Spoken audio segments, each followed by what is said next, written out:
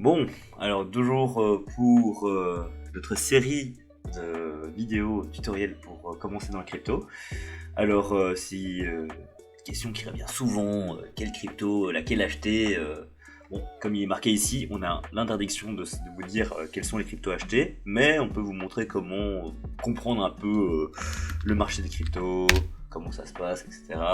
Et voici CoinMarketCap, qui est en fait la liste des crypto-monnaies et leur valorisation. Donc on voyait le top 1 c'est Bitcoin parce que c'est celui qui a le plus qui a le plus de, comment on appelle ça, d'argent, c'est là où il est marqué, donc il y a, si on compte 1, 2, 3 millions, 832 milliards, presque 1 billion, hein, donc on essaie carrément entre Ethereum et Bitcoin, il y a 500 milliards qui les séparent, ce qui est énorme, et en plus on est encore au début du bull market du marché haussier, donc après ça on va peut-être vous expliquer ce que c'est le marché haussier, le marché baissier, etc.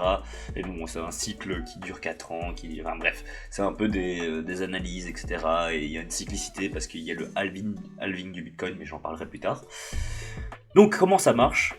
C'est hyper simple. En gros, ça vous permet au moins de voir des petits index. Il est marqué que là, on est en grid, c'est-à-dire qu'on est en mode cupidité.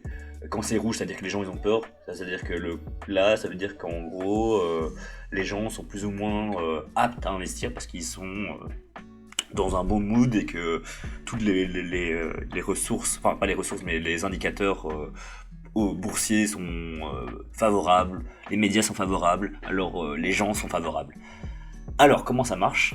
Donc ici vous voyez le prix, donc 42 000 $.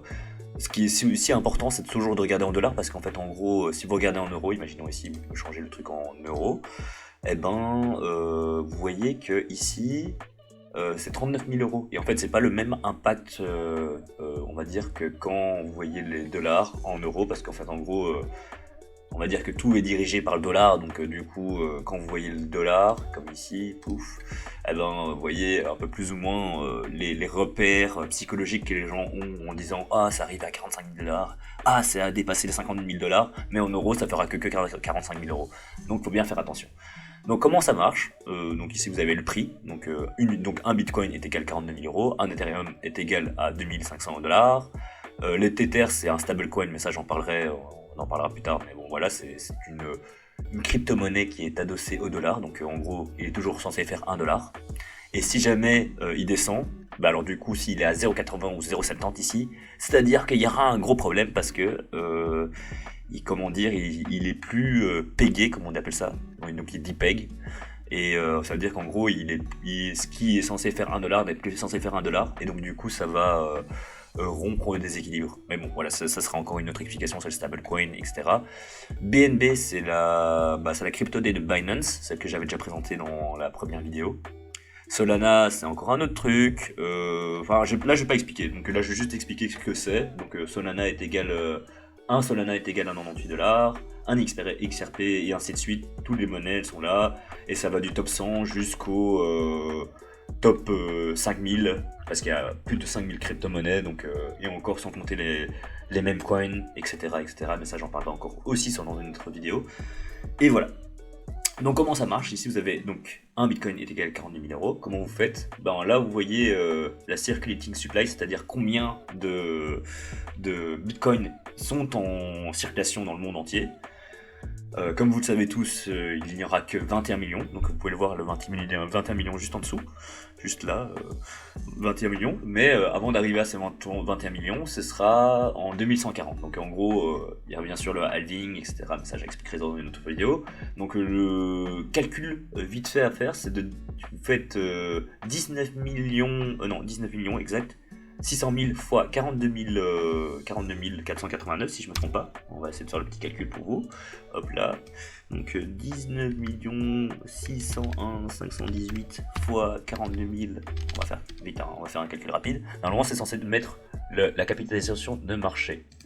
Et voilà, apparemment on y est presque parce que j'ai pas été super proche, mais bien c'est bien les 832 milliards. Donc en gros, c'est comme ça que ça permet de voir quels sont, on va dire, les meilleurs cryptos, etc. etc. Là, vous voyez le Bitcoin qui est donc le plus grand, celui qui a la plus de capitalisation, les ETF qui viennent de rentrer dedans, ensuite suivi de près par l'Ethereum, puis ensuite par en fait le stablecoin qui s'appelle Tether, ou Tether, comme vous voulez, BNB qui est Binance, le Binance Coin, enfin après ça voilà, Solana qui est encore un concurrent d'Ethereum, XRP qui est un truc un peu bizarre. Moi je vais pas faire, de toute façon je ne fais pas de conseils sur ce que vous allez investir. Et encore une autre, USDC qui est un peu le concurrent en stablecoin. Et stablecoin, quand je dis stablecoin, c'est donc une crypto qui, comment on appelle ça, est en fait adossée, comme si je dis, au dollar. Et il y en a deux. Donc il y a celle qui est, enfin c'est deux boîtes différentes, mais qui sont toutes les deux grosses. Et vous voyez aussi bien sûr la capitalisation qui est énorme aussi. Donc vous voyez qu'il y a plus de 95 milliards, je crois. Attends, ah non. Millions. Ah si, 95 milliards. Et pour l'autre qui en a 25 milliards. Mais voilà. Donc après ça, je ne vais pas faire le tour de toutes les cryptos parce qu'il y a tout plein. Enfin, donc en gros, il y a le Bitcoin et puis ensuite tout le reste, c'est des altcoins. Et après ça, elles ont toutes des spécificités pour des trucs différents, pour chaque truc, etc. Et voilà. Après ça, je vais peut-être un moment en parler, mais voilà. Ça, c'est un peu le b.a.-ba. Après ça, il y a aussi beaucoup de gens qui utilisent CoinGecko, mais c'est la même chose. En soi, c'est un peu la même chose. C'est ce qui permet de voir un peu la capitalisation de tout par capitalisation boursière. Donc en gros, c'est comme ça qu'on voit un peu où ça en est, combien il y en a. Avant, j'utilisais ça pour savoir sur quelle crypto j'avais envie d'investir en regardant simplement juste, en fait, regarder la courbe comme ça. Je mettais sur son existence, ça c'est donc pour le Bitcoin ça fait 10 ans, donc en gros 2013, ah c'est marrant, ils ne sont pas trop, et puis on peut voir quand plus ou moins il faut investir quoi. Genre si vous êtes là, forcément il fallait investir, et puis ensuite voilà, c'est plus simple de regarder comme ça et de se dire sur des temps longs comment investir des cryptos et checker. Et ça, il y a bien sûr plusieurs informations, comme vous voyez ici sur CoinMarketCap, il y a le circulating supply, le volume en 24 heures. Mais moi je trouve que c'est encore trop comment on appelle ça, d'informations un peu techniques. Ça, il y a moyen d'aller encore plus loin, etc. Qu'est-ce qui se passe? Ça bug. Je vais regarder ici celle-là, si ça ne bug pas. Bon, voilà, on dirait que ça bug, donc on va prendre ici, on va prendre le Solana, on va regarder ici, et là on voit que sur 24 heures, sur 24 heures c'est un peu plus compliqué, et puis ensuite il y a sur 14 jours, sur 180 jours, mais en général moi je mets surtout de la durée de vie pour voir comment il en est quoi. Donc on voit que il y a des trucs qui ont swingé de ouf, mais quand on voit quand on en est en marché baissier,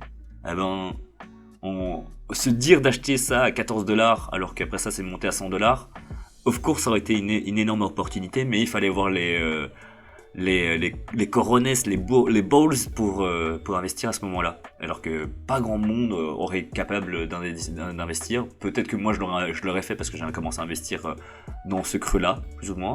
Et puis ensuite, maintenant, je suis plus ou moins positif dans tout ce que j'ai mis, mais moi je suis un investisseur long terme, parce que j'aime pas faire du trading, je suis pas financier, moi j'investis quand je sens que c'est bon, quand je sais qu'il y a personne qui y croit, et voilà quoi. Donc en gros, ça c'est les premiers trucs. Après ça, bien sûr, il y a des informations, qu'est-ce que c'est le cours, qu'est-ce que c'est Solana, vous pouvez toujours vous informer ici. Voyez sur quelle plateforme elles sont, et puis les dernières actualités en termes de presse qui reposent sur ce genre de crypto quoi. Et ça vous permet aussi je pense que moi je navigue entre ces deux-là, et puis je peux regarder vite fait je regarde le website, le Telegram, il y a le chat, il y a aussi des informations sur qu'est-ce que c'est, genre les tags, si c'est un proof of stake, proof of work.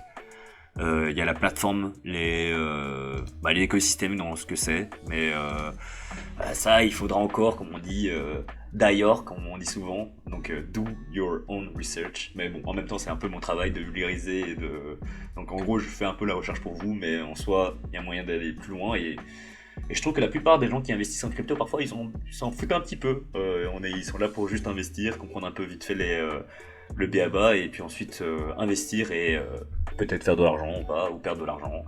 Mais voilà, je pense que ça c'est important à savoir. Comment marchent les outils, on va dire, en tant que tel, pour savoir comment ça marche, voir... ça, bien sûr, vous pouvez regarder un peu les rankings, qu'est-ce qu'il y a sur les NFT, etc. Enfin, ça montre un peu toutes les capitalisations boursières qu'il y a sur tous les projets. Voilà, ça fait déjà 10 minutes, donc je vais arrêter la vidéo. Et on va parler encore d'un autre sujet pour cette série de vidéos pour les débutants. Merci.